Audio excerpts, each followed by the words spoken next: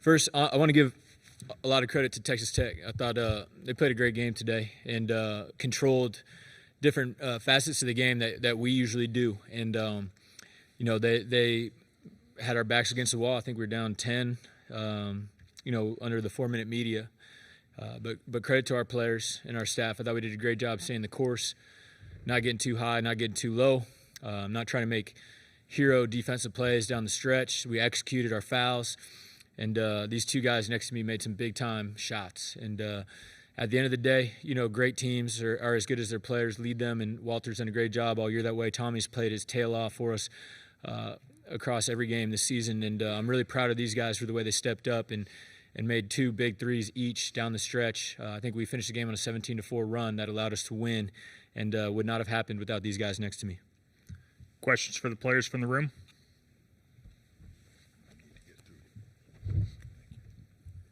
Nate McCallum from the Bay Area News Group. Walter, what was just kind of going through you guys' minds as they get the alley-oop slam to go up 10? What was just talked about in that moment to get you guys to go on that run? Just staying together. We all kept telling each other to stay together, stay the course. There's a lot of time left on the clock, so keep on playing to the final buzzer. Don't break during adversity. Lindsay Schnellby, Athletic. Walt, we asked you the other day about what it was like to be compared to Steph Curry. You did a pretty good impression of him tonight. I wondered, before you hit the shot that tied it, because then the next 3 you hit that gave you guys the lead was probably the biggest shot you've ever hit. The one before it was the biggest shot. What was the biggest shot coming into this game that you'd ever hit? I don't know. If you ask everybody, it was probably the one versus UConn. But honestly, I can't even remember right now. So I'll probably say UConn one. Yeah, Kevin Brockway, Gainesville Sun. Tommy, you guys held them to 2 points, I think, in the final 3 minutes. Just what flipped the switch defensively, you think, kind of late in the game, because they were getting a lot, and particularly a lot down low earlier in the game?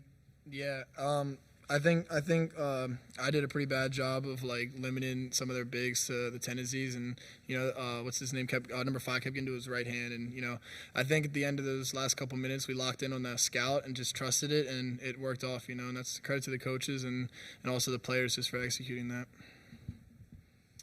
Yeah, Edgar Thompson, the Orlando Sentinel, for both guys. Just how exciting is it to be going to the Final Four and doing it in this manner? With such really a comeback for the ages. Yeah, it's crazy. I feel like I'm dreaming. I was watching Round of 64 in 8th grade, sneaking my phone into science class watching it. So now to say I'm playing in the Final Four is wild. It's wild. It's just an amazing feeling. I just said it multiple times. We just got a group of guys that love each other. So just doing this together, just seeing each other's successes, that mean a lot. Scott Howard Cooper from Hoops HQ. Walter, take me through the emotions as you're hitting those threes. You and Thomas have got the run going, turning the tide. What are you feeling? What's going through your mind? And what are you seeing in the opponent as to how that is demoralizing them? For sure. I think I definitely seen them, a couple shots when they kind of turned around, looked at their bench like how. So, honestly, nothing was going through my mind. My mind was kind of just blank. Thankful the shots went in, but we was locked in until the final buzzer sounded. So my mind was blank, honestly. All right, Fransbury Gator Bait. What is it about you guys? I mean, there was the South Carolina game, you're dead in the water. The Arkansas game, you're dead in the water. We've had games like this all year, and is there just this undying belief that it's never over until we decide it's over? Nah, for sure. It's definitely, like you said, an undying belief. But I think it goes to show how together we all are. Many teams, could easily just break, start pointing the finger, blaming each other for this and that. But we just stay together through the end, stay the course, and then thankfully we got it done today. Yeah, I mean, you got guards like these guys. The game's never over with them, and Denzel too. It's just wild. Chris Harry, FloridaGators.com. Walter, you're the first team All-American. You get so much attention. You hit big shots, and you deserve all that.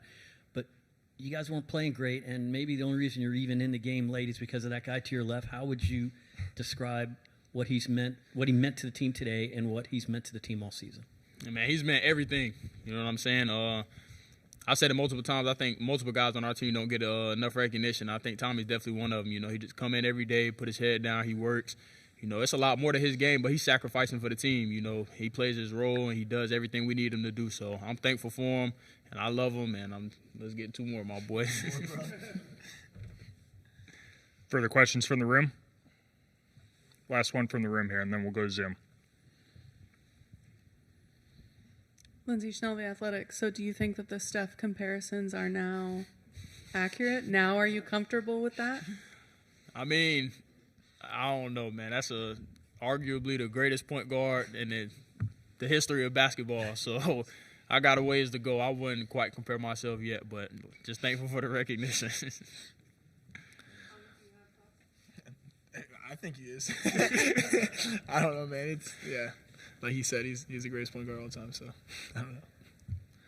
Last question from Zoom here. We'll go to James Hill. James. Hey, Walter and Hawk and the guys and Coach, congratulations on that victory. It's James Hill down in Sarasota with ABC7. Talk a little bit about just that never say die, that Gator mentality. You guys are just sticking around. You won't give up, and you're winning. Yeah, for sure. I think, like I said, guys could just, break apart during those moments. We all stay the course, stay together, and I think that just goes to show the togetherness of the team, the love that we all have for each other, just to, get through those tough times, because we went through tough times, during the summer, during practice and stuff like that. So just stay together, stay the course. Like you said, Gator mentality, play to the final buzzer.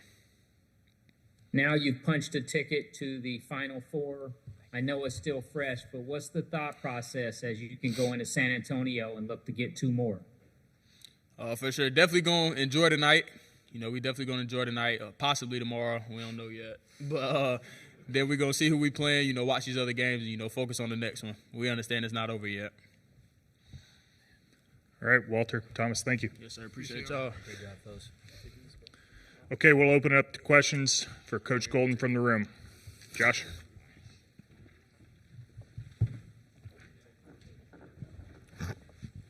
Josh Shootout with AP. Todd, when you're down late, you give those couple fouls for the one-on-ones, and they miss it. What goes in the thought process of doing that at that point that early, and how important was that in sort of fueling that comeback? Yeah, they do a great job of milking the game. When they have a lead, obviously Darion and Toppin are both really good individual one-on-one players, and it felt like from like the 8-minute mark to the 4-minute mark, they were just kind of getting them in ISO situations, and we don't double on the post a lot, so they're getting late clock and putting the ball in. So we felt like, being down 9 or 10, whatever it was, at the under 4, that we had to find a way to get a few more possessions in the ball game and try to stretch it out a little bit. And being in the 1-on-1, we thought that was an opportunistic time to foul their front court, given the opportunity. Toppin was the guy we wanted to foul. And, Williams, was the second option. And fortunately, they missed 2 front ends, and those were big-time plays that flipped the game a little bit, allowed Tommy to hit, a second 3 to cut it to 3. I think they missed the next one as well, and obviously Walter came down, hit a big-time shot, and they came down and got a bucket, then Walter hit another 3. And, it was just kind of a calculated decision we had to make at that point where we wanted to get more possessions in the game, and it worked out well for us. Lindsay Schnell, The Athletic. Todd, I know you've watched Walt do a lot of crazy and impressive things over the last couple seasons, but are you ever surprised, or were you just like waiting for him to take the game over? He's obviously a blessing to have in our program, have on our team. He's an incredible player, but outside of that, he's a great leader, and he's been everything we could have asked him to be for this program since he got to campus 2 years ago. And obviously this year he's taken on a lot more ball handling responsibilities for us. He's closed out a lot of games for us, and there's not another player in America you would rather have right now than Walter Clayton with the ball in his hands in a big time moment. As he said. I think he just said he blacked out or whatever, but yeah, he doesn't get too high or too low, and he does a great job controlling his emotions. And most players in that moment would their heart rate would get up, they'd get a little, and he has that special talent and ability to stay even keeled. And the biggest thing in those moments is you need to have somebody that wants to take those shots. They're obviously difficult plays, but someone that has the confidence to step up and make incredible individual plays. And Walter did that for us tonight. Steve Cron from San Francisco Chronicle. Todd, congrats. Thank I know you. You've talked a lot about Kyle Smith and Randy Bennett the last couple days. I'm going to ask you again, specifically, what's one thing, either X's and O's or interpersonal, you got from Randy that you've taken to heart? and one thing X's and O's or interpersonal you got from Kyle that you take to heart? Yeah, first with Coach Bennett, I kind of thought about this after the game. At the under 4, he's always so good about staying the course, and trusting his program, trusting what he does. And that was the moment that we were in at the under 4 when we were down 9 or 10. It was like, hey, we can't panic. We can't try to make hero plays. That Texas Tech is too good to try to do that. They're going to beat you if you try to, kind of get outside of your comfort zone and do something that isn't within the team. And so, albeit down 10, we just did everything we could to stay consistent. Obviously, we pressed, we fouled a little bit, but we executed really, really well. And that's something that I think, Coach Bennett's teams always do. And for Coach Smith, I'm just most grateful for the opportunity that he provided me back, at St. Mary's. He recruited me as the associate head coach at the time, or head assistant, and just the accountability, that he always held me to, the standard that he always held me to, as a player. I walked on at first and then earned a scholarship, but they never let me off the hook, and they always treated me, like I needed to always be perfect. And at the time, I, would get frustrated with their intense coaching and Coach Smith's intense coaching. But looking back on it, I'm just grateful for the belief that he had in me and the opportunity that he provided me at St. Mary's, and being able to play for those guys and go to 2 NCAA tournaments was definitely kind of the backbone of my coaching career now. Kyle Waterger with ESPN. Tommy plays starters minutes, but you use him in that role coming off the bench. What about his skill set, his game is well suited for that role, especially tonight? Yeah, I mean, he's great in any role. He could easily start for us, obviously. He did start for us quite a bit when Kondo was out. And, Tommy's just continued to improve so much since he got to campus. He was good for us last year, helped us win a lot of games, but I think he only averaged like 3 points and 4 rebounds a game. But his jump that he's made from his freshman to sophomore year has been incredible, and just his ability to shoot the basketball. He's become an elite three-point shooter, elite free throw shooter, areas that he struggled a little bit last year. He's so good with the ball. He's a great pressure release for our guys, catching the ball in the middle floor. Kondo as well, but both those guys are great that way. And just his defensive versatility is huge for us. But, the thing about Tommy, and, it goes for other guys on a roster as well, he's a winning player. He just finds ways to impact the game and to help the team win. One of, if not the most unselfish guys out there. Just being comfortable coming off the bench when he could be starting for pretty much any team in America. Obviously, he's going to start for us next year, but he's just a fantastic player. He's a great person. Comes from a great family, and he was just brought up the right way, man. And he's super, super unselfish. He's grateful to be at Florida, and obviously myself and my coaching staff are grateful that he's a part of our program. Yeah, Kevin Brockway, Gainesville Sun. Kind of a two-parter here, Todd. You guys started out 5 and 19 from 3. Did he sense the threes were going to kind of come late? And what was your demeanor like on the bench, particularly in maybe encouraging guys to shoot and get stops and so forth in that final 4 minutes? Yeah, I was discouraged, for a while because, I was looking down at the stat sheet after the medias in the second half, and really the only glaring defense was their success shooting the ball. They were shooting the ball at about 45%. I think they were 9 for 20 at one point, so they must have went 1 for 7 on their last few. But that was the difference in the game for a while. Everything else was pretty consistent. We rebounded about the same rate. We got some free throws, did a great job knocking those down. We lived at the line, which was huge. Turned it over a little more than they did, but a lot of that stuff was back and forth. The three-point shooting was a difference for a while, but down the stretch, obviously, I think we made our last 4, and we needed every single one of them, and they were huge for us. Yeah, Todd, couple here. Darian Williams, who's got to be more than 225 pounds, by the way, is what kind of problem did he pose? And did you ever feel like, not a sense of hopelessness, but just getting frustrated how he was just kind of just pounding it in there? Honestly, I thought we did a great job on both those guys for a majority of the game. Not all the game. The last 10 minutes, they started wearing us down and putting us in the basket a little bit. But over the first 30 minutes, our issue was not guarding them in the post.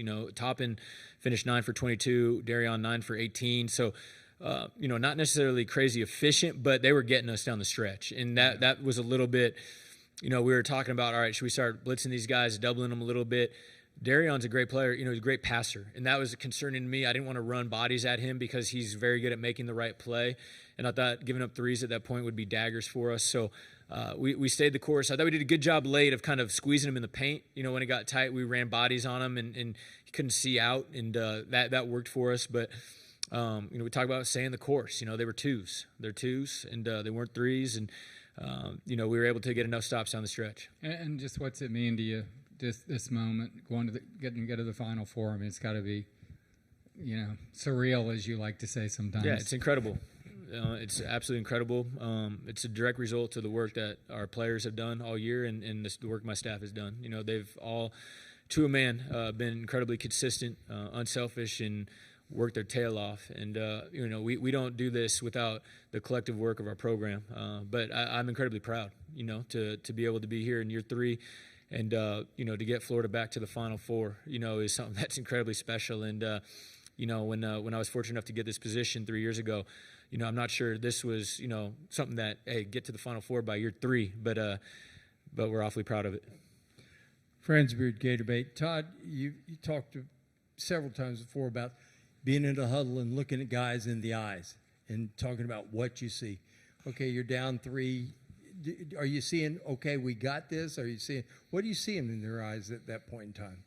Yeah, under 4 media was the one that sticks out. We were down 9 or 10, whatever it was, and the message was we got to make every winning play down the stretch. And again, our guys, our 3 seniors, Tommy, Kondo, Rube had some good defensive possessions there too, but that I didn't feel like we were without hope. I felt like our guys still felt like we had a shot, but understood that we didn't have that much time, and we had to pick it up and make sure we got every block out, make sure we got every 50-50 ball, obviously step up and make some big shots. But again, that's the benefit of having great senior leadership in the backcourt. Mart, 2 Final Fours in 2 different programs. I mean, it just speaks volumes about him as a winner.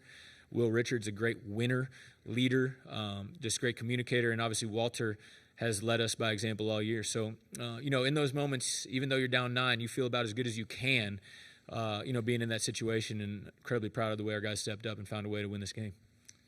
Nathan Cannell, Bay Area News Group. Todd, Chance McMillan didn't play the last 4 games. Was there anything that you guys did preparation-wise? I know you can't prepare for if he's going to play or not going to play, but in the day leading up to it, to kind of prepare for his impact on the floor. Yeah, he was in the scouting report. Obviously, he's a great player. I actually recruited Chance when I was the head coach at USF, and so I've known him for a long, long time.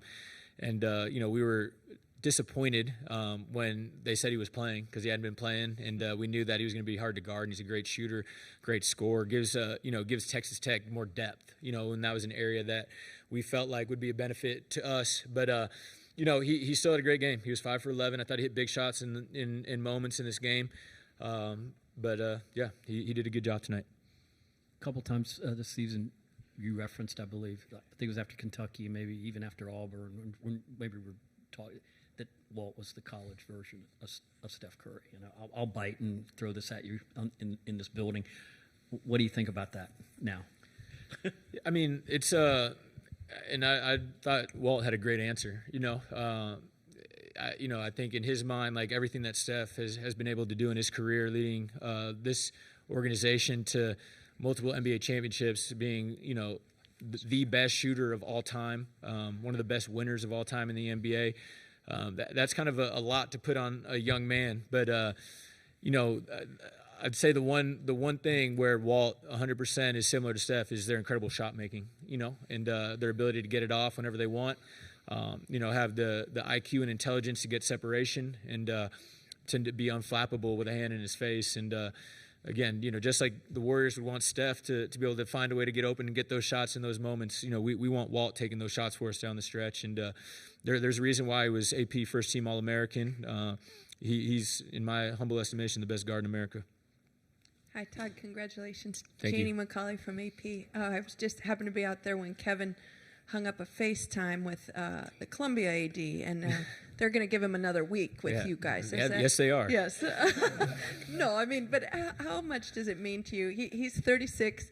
You're that's about, you were a head coach a little younger than that, but what does it mean to you to see him kind of go full circle to Columbia and also have this run with you guys before he departs? Yeah, Hub's He's an amazing man, and we've shared a lot of times together in our coaching career.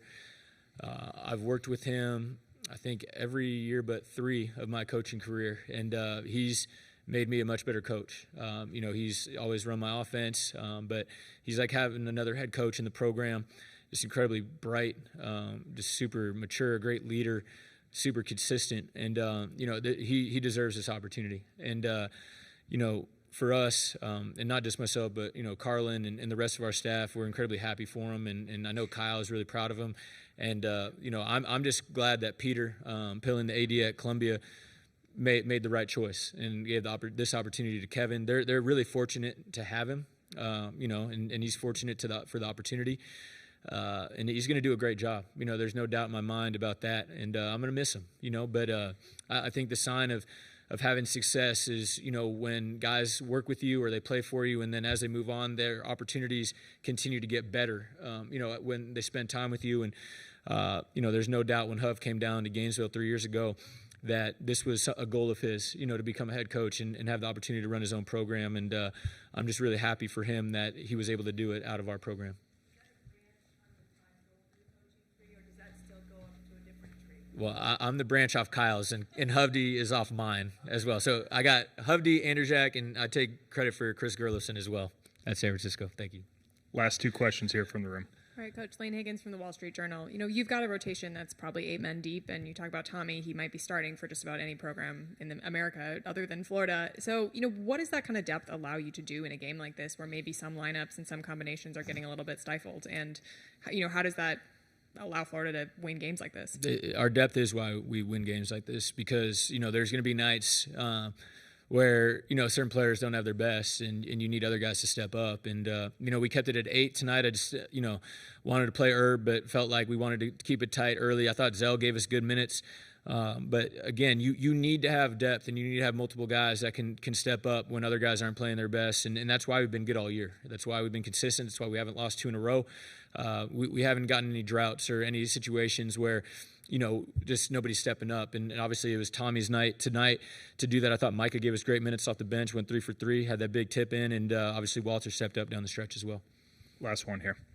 Lindsay Schnell, Athletic. Todd, so how long do they get to celebrate? They seemed they were looking to you for guidance. So I wondered if you would share with us. We'll have a night tonight, to kind of soak this up and take it in, and then we're going to fly back to Gainesville tomorrow morning. We'll get back probably right in time to watch Auburn play right around 5 o'clock. And, we'll get back together on Monday, and we'll start preparing for whoever wins that game. But we're going to enjoy it tonight for sure. If you don't enjoy the victories, this is a tough profession to be in. So we will enjoy it.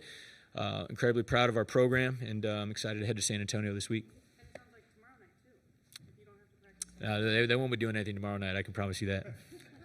Thank you, Coach. All right. Congrats. Go Gators.